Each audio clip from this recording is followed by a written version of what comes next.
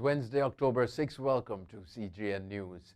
Britain's Prime Minister Boris Johnson has appointed Darren Henry as the new trade envoy to the Commonwealth Caribbean. Henry, 52, is the son of immigrants from Jamaica and Trinidad and Tobago. His role as trade envoy will involve supporting British trade and investment objectives and the implementation of the new Caribbean Forum CARIFORUM UK Economic Partnership Agreement. He will be involved in virtual engagements, including meetings with government ministers and hosting high-level incoming visitors, a British government statement said. The Commonwealth Caribbean market includes islands such as Antigua, Barbados, Belize, Guyana, Jamaica, St. Lucia, and Trinidad. The Guyana government and Caribbean Airlines Limited, CAL, are currently in discussions on the creation of more job opportunities for Guyanese with the airline. This as CAL seeks to tap into Guyana's emerging oil and gas sector. The Trinidad-based airline is hoping to offer connecting flights from Chedai-Jagan International Airport to the George Bush Intercontinental Airport in Houston, Texas, where ExxonMobil is headquartered. Connections will be facilitated via Port of Spain, Trinidad. Minister of Public Works Juan Edghill stated that the government has asked CAL to provide opportunities for more Guyanese among its cabin crew, catering services, and ground handling. Deputy Chief Elections Officer Roxanne Myers has been officially arrested for conspiracy to commit fraud. Myers, on Tuesday morning, voluntarily turned up at the Criminal Investigation Department, the CID headquarters, in the company of her attorneys in Guyana. Reports surfaced that she was wanted by the police for questioning in relation to the investigation into electoral fraud at the March 2 polls. But after her arrival at the CID headquarters, she was kept in custody. Several Guyana Election Commission officials, including CEO Keith Lowenfield and returning officer Claremont Mingo, have already been questioned. Mingo is currently facing private criminal charges as well as charges brought by the state. General elections in Belize have been called for Wednesday, November 11, 2020. Prime Minister Dean Barrow, in making the announcement on Monday, said he had advised the Governor-General to dissolve the country's National Assembly on Tuesday, November 6. Nominations Day will be Wednesday, October 21, CARICOM.org reported. Belize's last general elections, held on November 4, 2015, saw Prime Minister Barrow's United Democratic Party, the UDP, win a third consecutive term in office. The UDP took 19 of the 31 seats, with the remaining 12 going to the opposition People's United Party, the PUP, led by Francis Fonseca. Prime Minister Andrew Holness on Tuesday responded to criticisms that his government risked the health of Jamaican citizens for the tourism dollar when it reopened the sector in the midst of the COVID-19 pandemic. Addressing the House of Representatives, Holness said the government of Jamaica makes policies to favor the people of Jamaica, not tourists. He stressed that tourism must be treated as a business and the country has to get the most economic value that it can from the sector. Holness told the House that Jamaica has done well in the management of the pandemic and that data dispels the false narrative that has been circulating about the government's management of the crisis.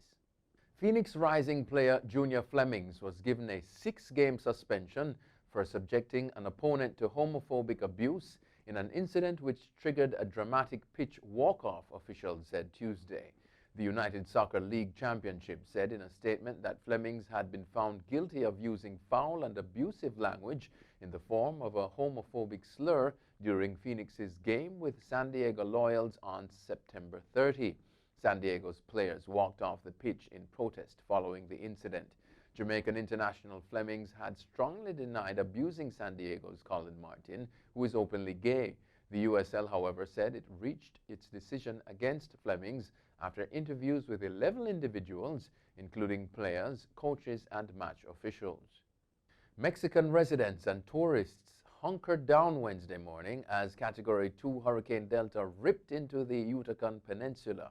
Delta made landfall around 5:30 a.m. near Puerto Morelos, Mexico, the National Hurricane Center showed in a special 6:45 a.m. update.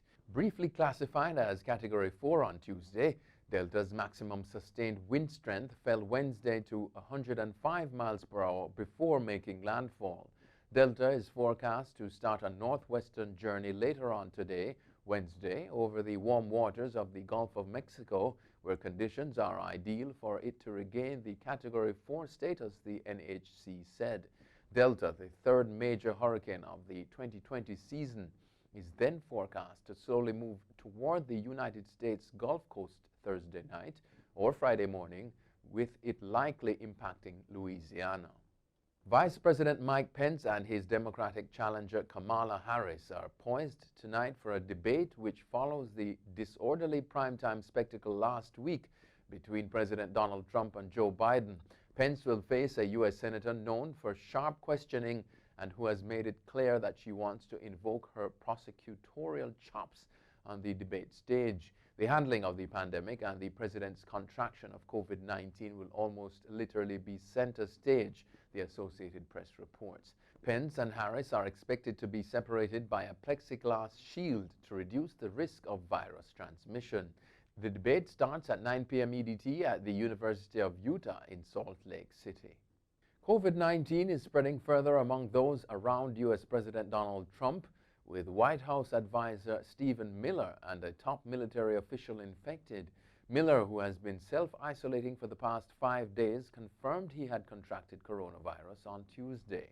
Top U.S. General Mark Milley and other military leaders are also quarantining after Coast Guard official Admiral Charles Ray tested positive.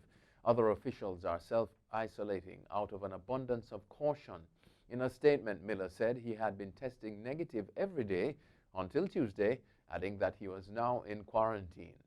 A white male chemistry professor is accused of posing as an immigrant woman of color on Twitter to make racist and sexist comments and attack users who supported racial justice. The University of New Hampshire has not named the professor, but a spokesperson said that the man is on leave and not in the classroom. The chair of the university's chemistry department, Glenn Miller, refused to discuss the case, but in an email to the department that was shared with the Associated Press, Miller acknowledged the professor had set up a fake Twitter account and posted tweets that ranged from unfortunate to hurtful to deeply offensive. Several people who have reviewed the account before it was taken down last week said there were routinely posts with racist, sexist, and transphobic comments and images over the past year. That's it for CGN News. I'm Scott Wilson. Thanks for watching.